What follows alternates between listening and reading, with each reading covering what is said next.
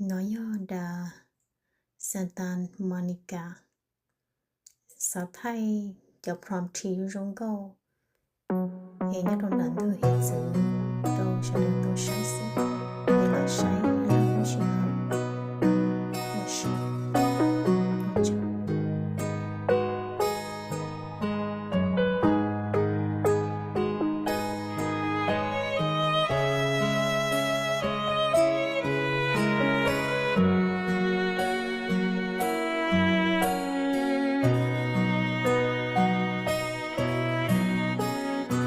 chẳng rai có chia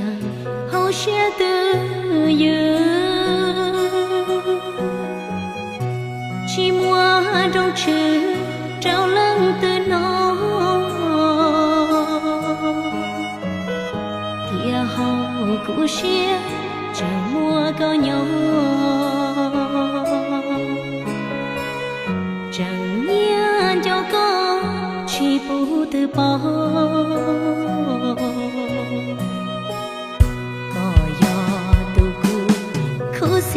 chỉ